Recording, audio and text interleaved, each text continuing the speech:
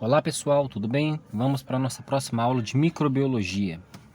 Hoje nós vamos começar a falar sobre reprodução das bactérias. Então vamos lá. As bactérias podem se reproduzir com grande rapidez, dando origem a um número muito grande de descendentes em apenas algumas horas, mostrando um potencial reprodutivo considerável, quando encontram-se em condições favoráveis. Isso ocorre porque a maioria delas reproduzem-se assexuadamente. Então, gente, o que é isso? As bactérias, elas se reproduzem muito fácil, entendeu?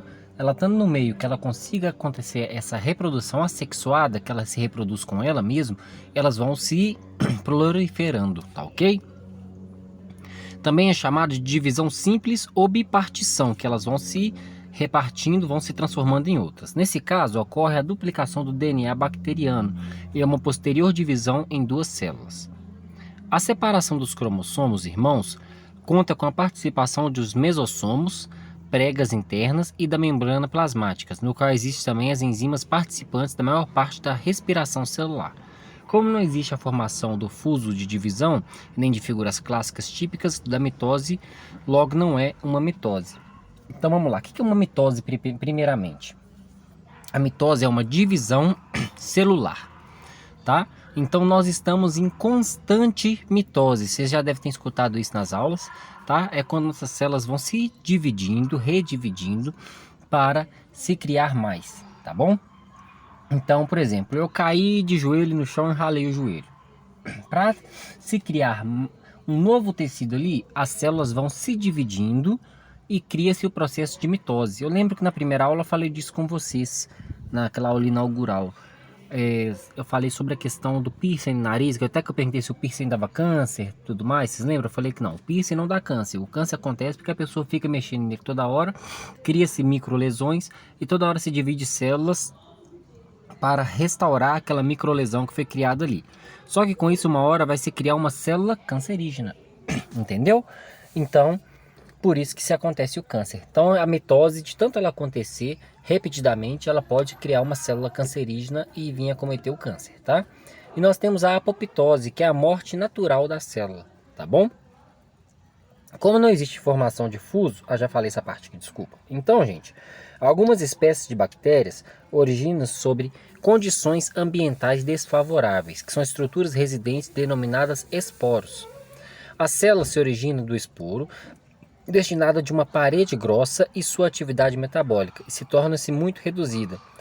Em certos esporos são capazes de manter o estado de dormência por dezenas de anos. Então, gente, essas células, elas vão ter a questão das espécies, dos tipos de bactérias que elas são, entendeu? E sobre os tipos de condições favoráveis que ela vai estar para estar acontecendo essa divisão, essa procriação, né? Elas vão se reproduzir assexuadamente. Ela não precisa de um parceiro. Nós, os humanos, por exemplo, nós temos uma reprodução sexuada, que é onde a gente precisa de um parceiro do outro sexo para estar se reproduzindo, tá ok?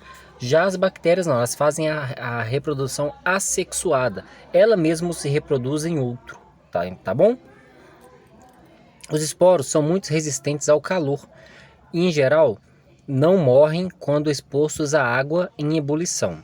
Por isso, os laboratórios que necessitam de trabalhar em condições absolutas de asepsia constam em usar um processo especial denominado autoclavagem para esterilizar os líquidos e utensílios. Então, por exemplo, vocês vão estar numa cirurgia. Nessa cirurgia, vai ter tanto o bisturi, que é usa uma vez e joga fora, e vai ter o que vai ser utilizado outras vezes, tá? Então o que se usa uma vez e joga fora é chamado de descartável, tá ok? O que você utiliza diversas vezes lá no processo cirúrgico, as pinças e tudo mais, vão ser levados para um setor que chama CME, Central de Esterilização de Materiais, tá? Central de Materiais Esterilizados, desculpa. E nesse local vai ser feita a esterilização de tudo que foi utilizado dentro do processo cirúrgico, tá? Então, se é um bisturi que não é descartável, uma pinça, tudo mais, vai ser feita a lavagem, colocado na autoclave, tá ok? Vai ser feita a limpeza desse material para que ele possa ser utilizado em uma outra pessoa, tá ok? Vai ser retirar toda a parte da de bactérias, processos microbiológicos, tudo mais.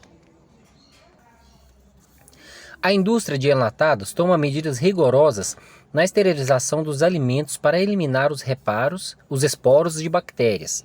Por exemplo, Clostridium botulinum. Essa bactéria produz o botulismo. Já ouviram falar dessa doença, botulismo? Que é uma infecção frequente e fatal. Então, o que acontece?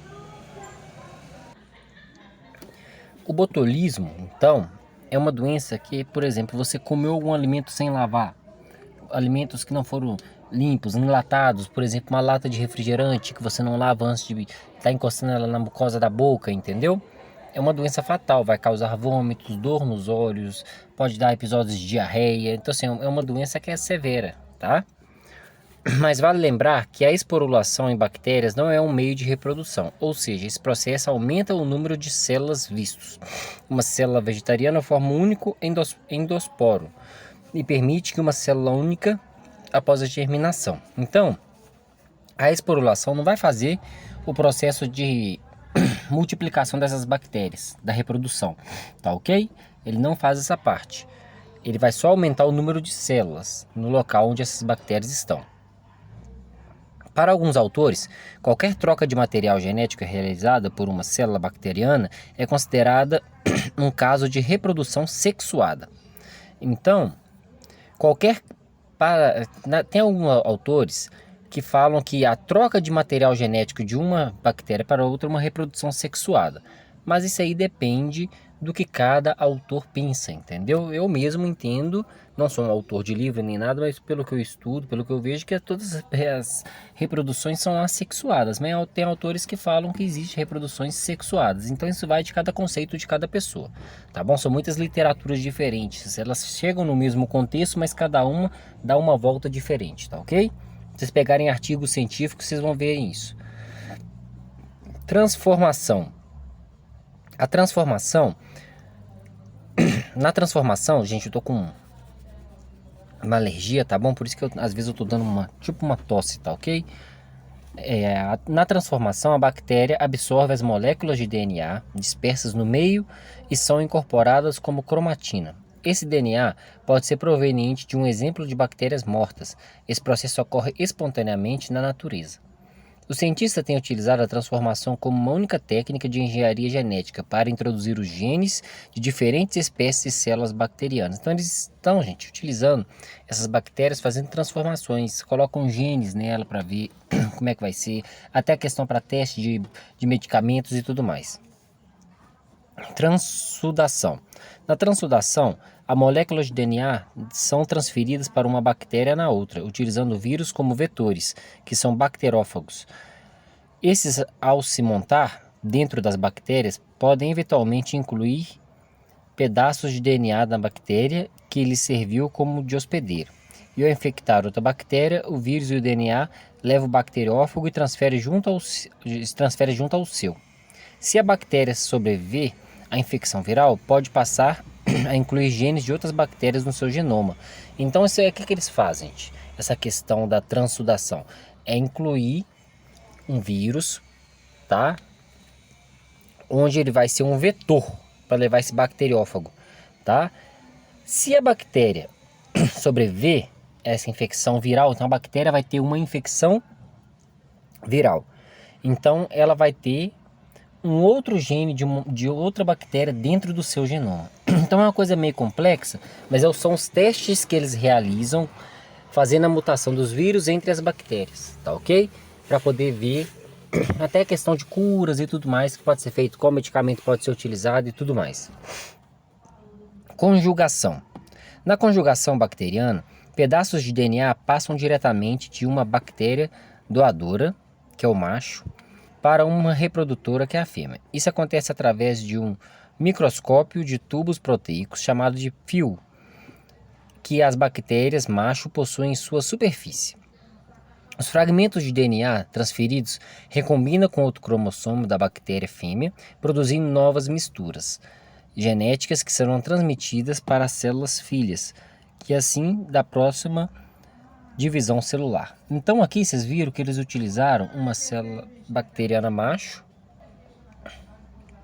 e uma célula de bactéria fêmea. Então conjugaram os genes de cada uma para criar uma célula filha. Pode-se entender que não foi. Então dá para se entender, pode-se entender que fizeram como se fosse uma relação sexuada. Pessoal, eu recebi uma ligação aqui, tá? Que eu uso o próprio aparelho para poder estar fazendo a gravação do vídeo, tá ok? Desculpa aí. Na conjugação bacteriana, os pedaços de DNA passam diretamente de uma bactéria doadora, que é o macho, né? Então foi o que eu falei com vocês anteriormente. Vai passar do macho, que é a doadora, para a fêmea, tá? Nessa imagem que vocês vão ver. E vão se criar as misturas, onde vai ser produzido um novo DNA recombinado com o cromossomo da bactéria fêmea e vai ter uma nova mistura, tá? Então pode ser uma relação sexuada? Sim, porque combinou o gene de uma bactéria macho com uma fêmea. Mas geralmente as bactérias se reproduzem sozinhas, tá ok? Importância das bactérias. Ah, professor, não existe importância de bactéria, não? Será que não existe? Vamos descobrir agora. Não é raro que as bactérias sejam associadas com as doenças e que essas podem causar tais como tuberculose, pneumonia, otites, faringites, meningites, entre outras muitas mais. No entanto, grandes partes delas do organismo desempenham as funções muito importantes para o meio ambiente da vida humana. Então, a gente conhece bactérias com a questão do que? Do desenvolvimento de doenças, né? Por exemplo, quem nunca teve uma amidalite? Quem nunca teve uma faringite? Quem nunca viu uma pessoa com meningite? Entendeu? Então tudo isso é o que? São doenças que vêm por conta de bactéria, tá? As bactérias saprofágicas, por exemplo, ao se alimentarem de matéria orgânica sem vida, transformam-se em compostos inorgânicos mais simples, que são incorporados entre outros níveis de tróficos nas cadeias alimentares. Assim, juntamente com os outros decompositores, com os fungos, exercem um papel de extrema importância para a manutenção da vida na Terra. Então, gente, essas bactérias, o que? Elas vão decompor tudo que pode estar atrapalhando a questão da vida para os seres humanos, animais e tudo mais. Então, elas vão decompor tudo. Então, se não fosse esse tipo de bactéria, por exemplo, uma pessoa que entrar em óbito, por exemplo, ela vai se decompor. As bactérias vão destruindo aquele corpo daquela pessoa, um animal, entendeu? Então, o que? Elas vão fazendo a degeneração daquele material para que ele acabe. Então as bactérias estão ali para isso também, esse tipo de bactéria, tá? Nós temos outras bactérias que ainda são capazes de fixar o nitrogênio fertilizado no solo, fornecendo compostos nitrogenados para as diversas plantas. Então, gente, temos bactérias que ajudam até no crescimento das plantas. Eles introduzem o composto nitrogenado na terra e ajudam o crescimento das plantas. Indivíduos fermentadores são aqueles que degradam parcialmente as moléculas orgânicas em energia, podendo resultar em diversos produtos dependendo da substância. Boas para a questão da manutenção da vida, né? Então, indivíduos fermentadores são aqueles que degradam particularmente as moléculas orgânicas em energia, podendo resultar em diversos produtos, dependendo da sua substância. Por exemplo, o álcool etílico, o ácido lático podem ser resultantes do processo. Dessa forma, são fabricadas as bebidas por bactérias do gênero Acetobacter. Gente, vamos lá. A cerveja, ela entra num processo de fermentação. O que é isso? É você deixar ela fermentar. O vinho também, ele fermenta. Então, isso é o que? É um composto que vai entrar a questão toda bacteriana ali para você e vai acontecer fermentação. Tanto que o vinho, por exemplo, eles colocam a uva, entendeu? E ela vai fermentar. Quando ela fermenta, ela vai criar o processo alcoólico, entendeu? É uma coisa até impressionante, né? Porque a bactéria, igual eu falei com vocês agora, que Acetobacter vai criar o processo alcoólico. Então ela fermentou fechada e ela se cria esse processo, tá? Coalhadas, iogurtes, pelos gêneros Lactobacillus e Streptococcus. Outras espécies são fermentadoras, ainda podem viver de forma harmônica no nosso organismo, tá? a população em outros micro-organismos, inclusive como patogênicos, como é o caso dos lactobacilos que vivem na flora vaginal das mulheres. Falei disso na última aula, né? Que as mulheres têm na flora vaginal os lactobacilos, onde vão ajudar na questão de evitar doenças, fungos e tudo mais que possam acontecer com a mulher, tá? Eu vou colocar um videozinho aqui antes de eu falar da próxima parte, para vocês entenderem um pouco sobre a fermentação. Só um momentinho.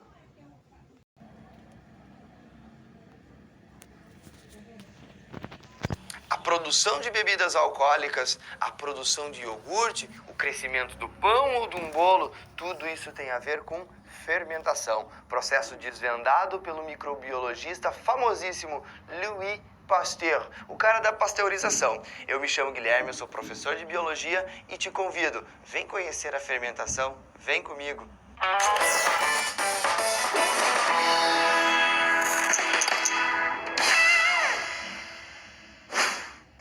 Galerinha, então lá na aula anterior a gente estudou o processo de produção de ATP, adenosina trifosfato, na presença de oxigênio, se utilizando desse gás. Aquela produção de energia a gente chamava de respiração celular aeróbica. Agora a gente vai estudar uma outra via de produção de energia, a via anaeróbica, ou seja, sem o gás oxigênio. Esses processos são chamados classicamente de fermentação. E como a gente estava falando na introdução, essa fermentação tem a ver com a produção de iogurte, com a produção de bebidas alcoólicas, com o processo de crescimento de massas, como a massa de um pão, e é isso que eu quero conversar com vocês. Então, olha só, vocês lembram que a respiração celular era dividida em 3 etapas? Nós tínhamos glicólise, ciclo de Krebs e cadeia respiratória. A glicólise, que era a primeira etapa, ela não ocorria dentro da organela chamada de mitocôndria. Ela ocorria fora, lá no citoplasma. E a gente tem essa mesma glicólise, a mesma que foi estudada na aula passada, dividida em várias etapas, aqui, como a primeira etapa do processo fermentativo. O que é legal você recordar? Na glicólise, lembra? Lise é quebra, quebra da glicose. Nós vamos pegar a molécula de glicose, que tem 6 carbonos, e quebrar. Pá! Quebramos em 2 moléculas com 3 carbonos, os ácidos pirúvicos. Beleza, naquele processo, você lembra lá, a gente produz 4 ATPs, mas para iniciar essa glicólise nós gastamos 2 ATPs. Isso quer dizer que a gente vai ter um saldo total energético de apenas 2. Você produziu 4, mas gastou 2, ficam 2. Então você converte durante esse processo 2 moléculas de ADP mais fósforo inorgânico, formando 2 ATPs. Beleza. Outra coisa super importante que a gente viu lá na aula anterior é que durante essa quebra da molécula de glicose vão ser liberados elétrons e hidrogênio. Quem vai capturar parte desse hidrogênio? O NAD. E quem vai capturar os elétrons? O mesmo NAD. Então esse NAD vai receber elétrons, ele vai ficar na sua forma reduzida, coisa que você estuda lá na química, né? Quem reduz, recebe elétrons, que oxida, dá elétrons. Então o NAD, a nicotinamida, adenina, dinucleotídeo, que a gente estudou na aula anterior, vai receber 2 elétrons. Beleza. Esse NAD, lá no processo de respiração aeróbica, vai ser importante para a última etapa da respiração, que é a cadeia respiratória. Lembra que ele doa elétrons e a gente tem todo um sistema de condução desses elétrons para produzir muitas e muitas moléculas de ATP, o que não ocorre aqui. No processo fermentativo, a gente vai pegar esse ácido pirúvico, oriundo da quebra da glicose, e dar 2 destinos diferentes a ele. A gente tem 2 vias fermentativas. A primeira, a gente chama de fermentação alcoólica. Fermentação alcoólica é quando, a partir do ácido pirúvico, a gente produz etanol, o álcool etílico e o gás carbônico. E aí, prof? Para que isso? Gente, tem muitos alunos, muitos estudantes que acham que o processo fermentativo visa produzir energia. E não é verdade. A produção de energia da fermentação é apenas essa energia que está aqui na glicólise. Quando você quebra a glicose, você produz 2 ATPs, massa. E depois a pessoa não produz mais nada? Então, para que fazer a fermentação? Por causa desse camarada aqui. Os organismos que têm que produzir energia na ausência de oxigênio não têm o que fazer com o NADH. E se você não tiver a reconversão do NADH em NAD, você não consegue fazer novas glicólises. Então você tem que pegar o NAD, quebrar a glicose, segurar os elétrons. E pela via fermentativa, você vai pegar esse NAD e convertê-lo novamente em NAD, NADH em NAD. Então você tem que fazer essa via de volta. Como que funciona? Durante a transformação do ácido pirúvico em etanol e CO2, nós vamos ter a reconversão. Vamos colocar aqui, ó, do NADH, que são duas moléculas, em NAD. Esse NAD pode voltar para uma nova glicólise. Beleza. E aí, prof, a gente produz etanol e CO2? Isso. Esse é o etanol, por exemplo, que a gente encontra em bebidas alcoólicas. Quando se fermenta um suco de uva, você vai produzir vinho. Vinho que tem etanol. E que tem CO2, mas que esse CO2 é liberado, porque não é capaz de reter lá dentro do líquido. Lembra que CO2 é um gás e ele não consegue ficar retido por muito tempo dentro de um líquido. Ele vai sair. Você produziu vinho. No processo, por exemplo, de fermentação da cevada, você vai pegar aquela cevada em estado inicial de germinação, que está liberando grandes quantidades de glicose, aquilo que chamam de malte, você vai colocar para fermentar, vai ser produzido etanol e CO2. No caso específico da cevada em fermentação, como a gente tem uma viscosidade maior do líquido produzido, o gás carbônico consegue ser retido. Então a espuma de uma cerveja, a espuma que a gente tem, por exemplo, num chopp ou uma bebida alcoólica similar, é o gás carbônico que foi liberado durante o processo fermentativo. O álcool presente nessa bebida é a mesma coisa. Professor, eu já ouvi falar de uma parada que existem bebidas que são fermentadas e outras destiladas. Cuidado com essa informação. Toda bebida alcoólica deriva de um processo fermentativo. Não importa se ela vai ser depois destilada ou não. Por exemplo, se você fizer um fermentado de batatas, esse fermentado de batatas vai produzir grandes quantidades de etanol e depois você pode pegar esse mosto e destilar. Por exemplo, para fabricar vodka. A vodka é um destilado de uma fermentação de batatas com algumas ervas. Você tem, por exemplo, a tequila, que é derivada de uma planta chamada de agave, que tem em grande quantidade no México. Essa agave tem boas quantidades de glicose, que vai ser convertida em ácido pirúvico e depois fermentado. Esse agave pós-fermentado vai formar um mosto que você pode levar a uma destilação, formando a tequila. E assim é a mesma coisa para um uísque, é a mesma coisa para qualquer outra bebida que seja destilada. Todas passam por processo fermentativo prévio. Agora tem uma outra coisa curiosa. Você talvez já tenha visto que no mercado a gente encontra para comprar o chamado fermento biológico. O que é esse fermento biológico? O senhor ouviu falar que é um ser vivo que tem lá. Aqueles farelinhos lá é um ser vivo. É um ser vivo? É. O senhor já sei, é uma bactéria. Não é uma bactéria. Aquele fermento biológico é um fungo unicelular, e os fungos unicelulares a gente chama de leveduras. O que as leveduras fazem com muita propriedade? Processos fermentativos. Então, quando você usa aquele fermento, é o mesmo fermento que se utiliza, por exemplo, na fabricação de cerveja, você vai provocar a formação de etanol e CO2.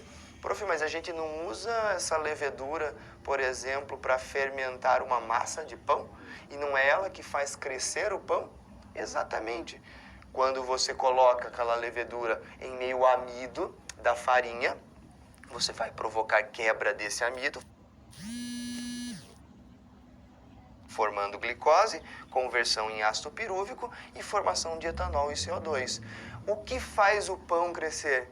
As bolhas de gás carbônico que estão sendo liberadas lá dentro. Agora vem uma pergunta importante. Prof, tem etanol no pão? Tem álcool etílico no pão que a gente come?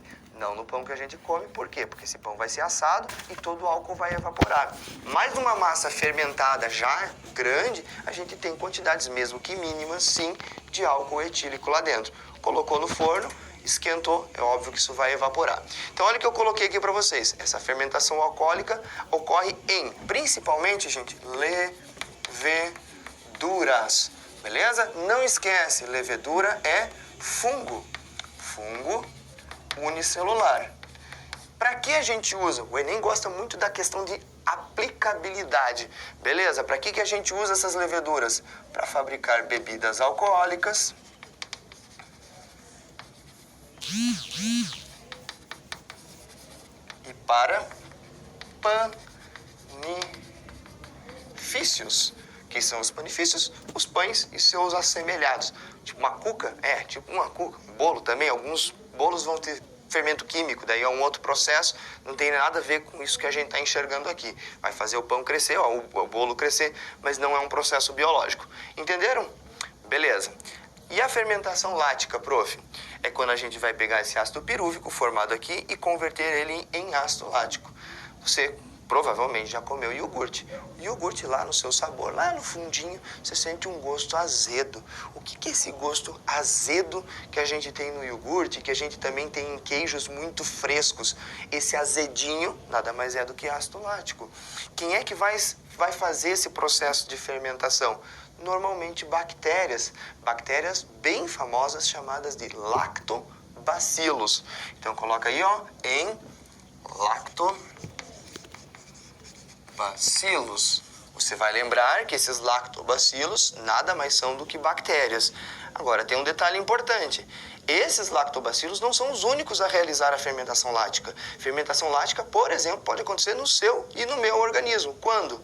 Quando a gente sente falta de oxigênio na musculatura. Imagine, por exemplo, que você está correndo já há um bom tempo. O teu corpo aumentou até o batimento cardíaco para oxigenar a sua musculatura de maneira eficiente. Chega um determinado momento que, por mais que o teu coração esteja batendo numa velocidade realmente rápida, que você esteja com todas as suas hemoglobinas saturadas de oxigênio, você consegue fazer um aporte grande para o seu músculo do gás oxigênio, mas chega um momento que, por mais que você esteja com essa eficiência relativamente alta, o seu músculo não está conseguindo produzir energia de maneira suficiente. Não está chegando oxigênio para ele suprir a demanda energética. O que o músculo faz?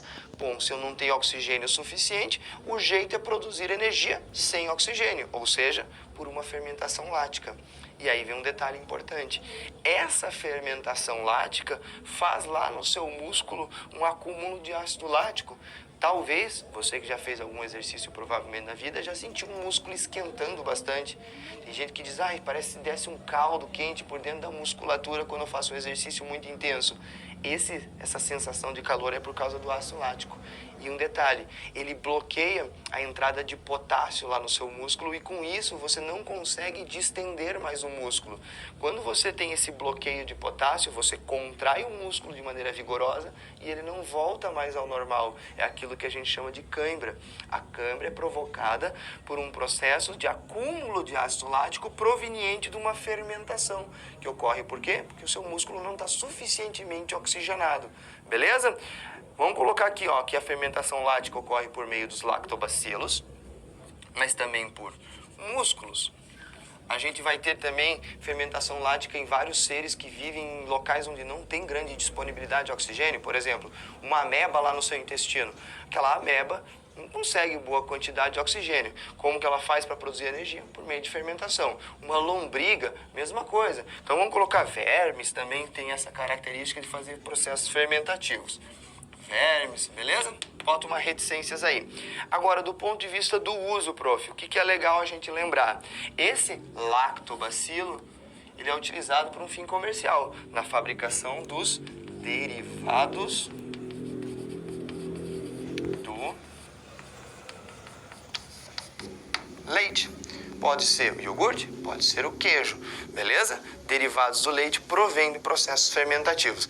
Professor, nessa fermentação a gente também vai pegar o NADH e converter em NAD? Também. Então, vamos lá. NADH será convertido em NAD. Lembrando que são duas moléculas, né?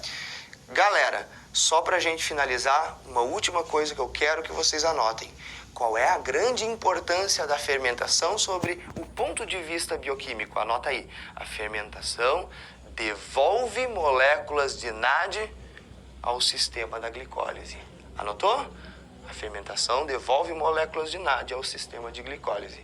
Se a gente for comparar, quem é mais energético, a via aeróbica ou a anaeróbica? Obviamente, aqui na via anaeróbica você produz só 2 ATPs e na via aeróbica você produz mais de 30 ATPs. Então não existe uma comparação nesse sentido. A via com oxigênio é muito mais energética. Beleza? Um grande abraço e até a próxima aula.